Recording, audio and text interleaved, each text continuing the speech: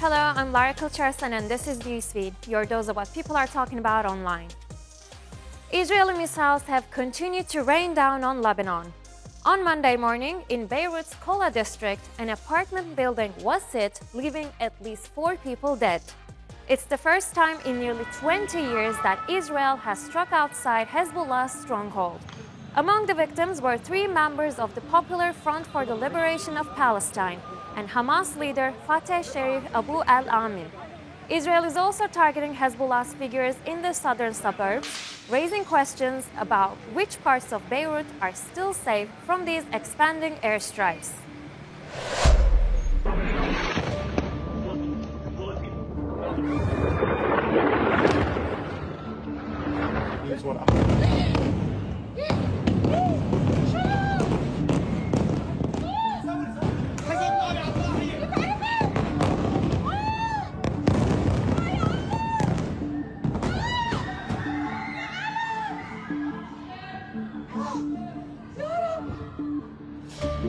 ضاحية بيروت الجنوبية هذا قصف هستيري من قبل الطيران الإسرائيلي ليلا مثل ما عم نشوف دمار هائل جدا. The death toll is appalling. Over 1,000 Lebanese have been killed, 6,000 injured, and 1 million people, which is about a fifth of the population, have fled their homes. Lebanon, a country no stranger to conflict, still bears the scars of its 15-year civil war and the 2006 conflict with Israel. But for many, including Beirut's Governor Marwan Aboud, this feels even worse. In just 10 days, Lebanon has suffered mass casualties from disguised explosives, a wave of assassinations targeting Hezbollah's commanders, devastating airstrikes, and the use of bunker-busting bombs. As Lebanon reels from this, the entire Middle East is on edge. Especially after Sunday, when Israel launched a massive wave of airstrikes on Houthi targets in Yemen.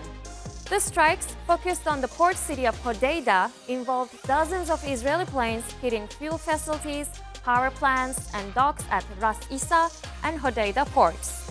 This is one of the largest operations seen in the nearly a year-long crisis. Houthi media reported that at least 5 people were killed and over 40 injured, while residents said the strikes caused widespread power outages across Hodeidah. According to Israeli military officials, the attack was aimed at the Houthis, who have been firing at Israeli targets for months in what they claim is support for Palestinians in Gaza. The Houthis have also been involved in attacking international shipping in the Red Sea. Just a day earlier, they launched a ballistic missile at Israel's main airport as Prime Minister Benjamin Netanyahu returned from the UN General Assembly in New York. Israel has vowed to continue its assault, stating its goal is to secure northern Israel. The big questions now: will Hezbollah retaliate? And if so, how? Will Iran step in, or will its other proxies in Iraq, Syria, and Yemen get involved? When asked if full-scale war in the Middle East could be avoided, US President Joe Biden said it has to be. Are you going to talk to Prime Minister Netanyahu? You haven't had anything to say to him? Yes, I will be talking to him, and I'll tell you what I say to him when I talk to him. Yes, sir. All-out war in the Middle East be avoided? It has to be. We really have to avoid it. We've already taken precautions relative to our embassies and personnel who want to leave. But we're not there yet, but we're working like hell with the French and many others to see if we'll avoid it. Austria's Freedom Party won the general election over the weekend. It marks the first time since World War II that a far-right party has claimed victory. Nazis raus! Alle Freedom raus! Nazis raus! Protesters gathered outside the parliament in response to the results.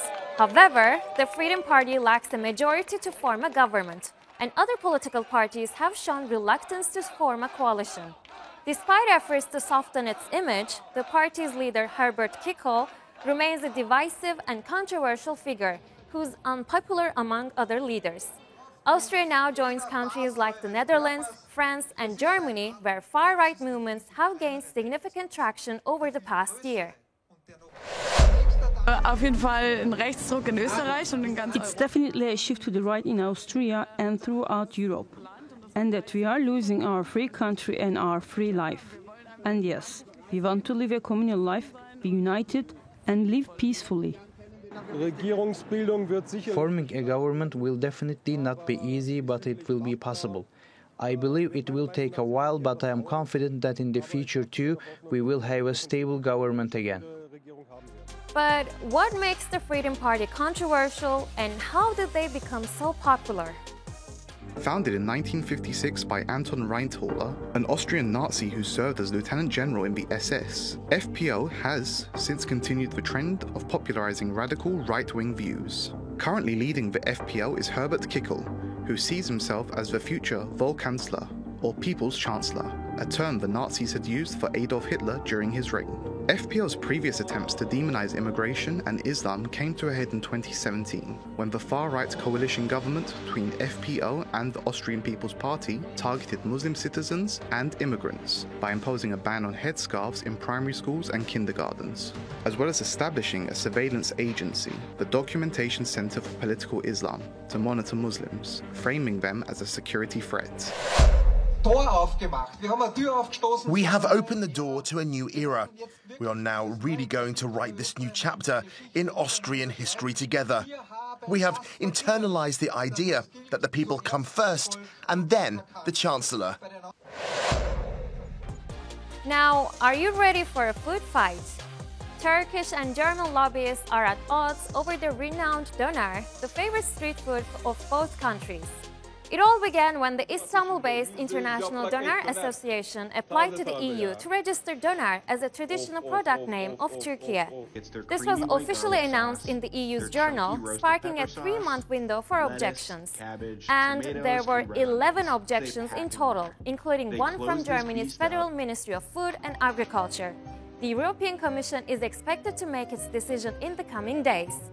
If the objections are upheld, there will be a 6-month period for negotiations.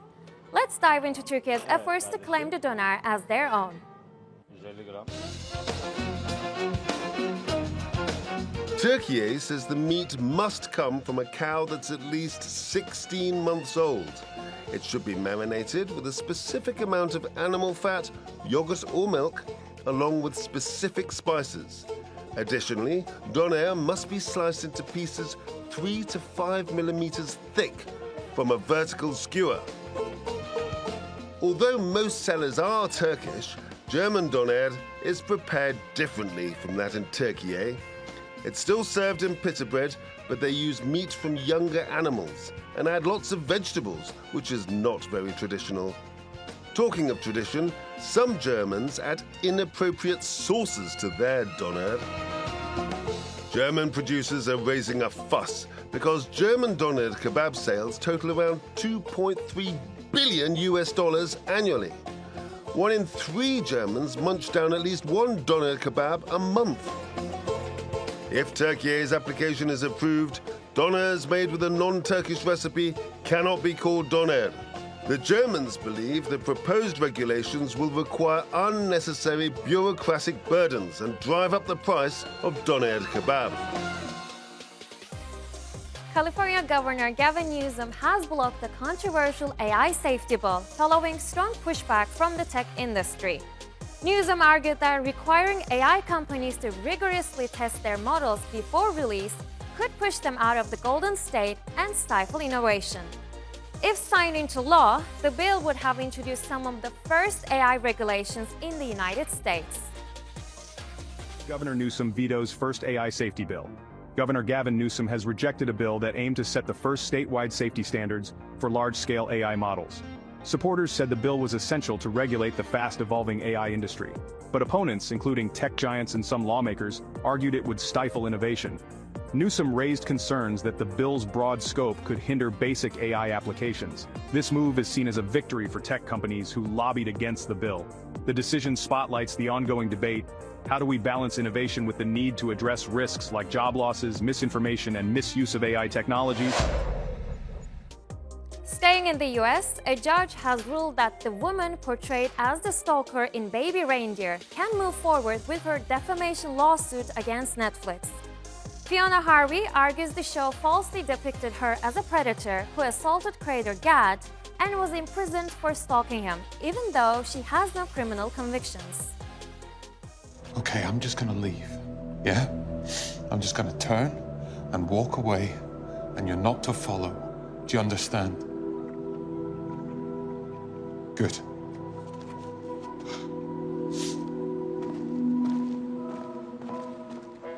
The judge noted that the show's claim that it was a true story misled viewers. The character Marta's actions were worse than what Harvey was accused of in reality. Gad, in his defense, said Harvey stalked him for years, pinching him and sending thousands of disturbing messages. Though police issued her harassment warning, she was never jailed.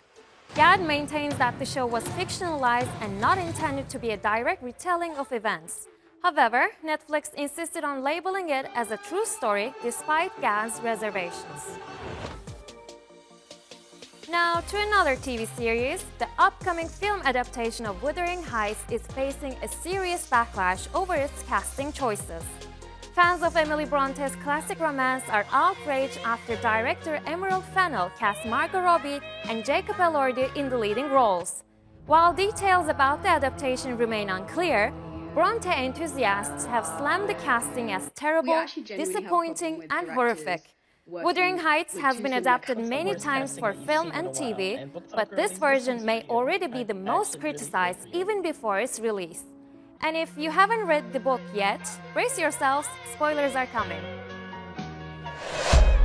I love Margot Robbie just as much as the next person, but this is a crime. Her and Jacob Elordi being in Wuthering Heights is like, no. I don't want Instagram model looking people playing these characters. No. First, she casted Jacob Elordi as Heathcliff, and I'm like concerned, did the woman even read the book? Because Heathcliff is not white. He's described as having dark skin multiple times. It's either alluded to him being either Romani or from the Traveller community, or even Afro-Caribbean, or at least part Afro-Caribbean. Kathy, who will be played by Margot, on the other hand, is a teenager in the book. I love Margot with all my heart and soul. She does not look like a teenager. This is an absolute joke. What do you mean Margot Robbie and Jacob Elordi are set to star in the feature adaptation of Wuthering Heights? They are not Catherine and Heathcliff. No, and even if they were secondary characters, these two iPhone faces, you cannot convince me they've seen the Yorkshire Moors, let alone embody the spirit of the Yorkshire Moors. Now on to something made famous worldwide by the legendary All Blacks rugby team. If you've ever watched or played rugby, you're likely to have seen it, a powerful Maori tradition to challenge their opponents.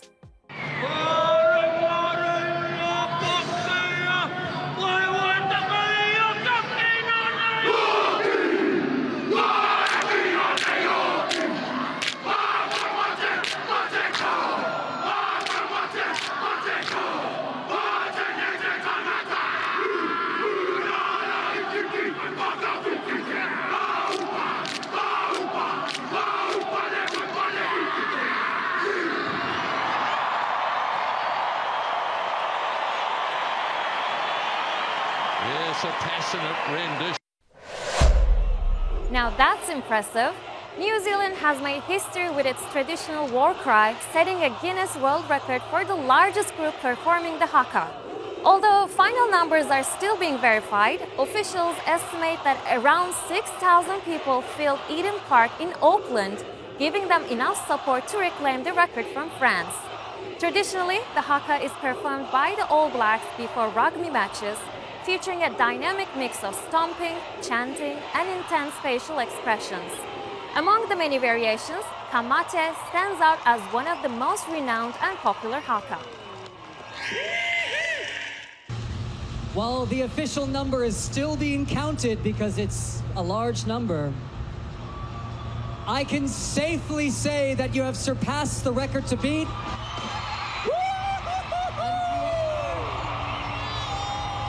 Officially amazing.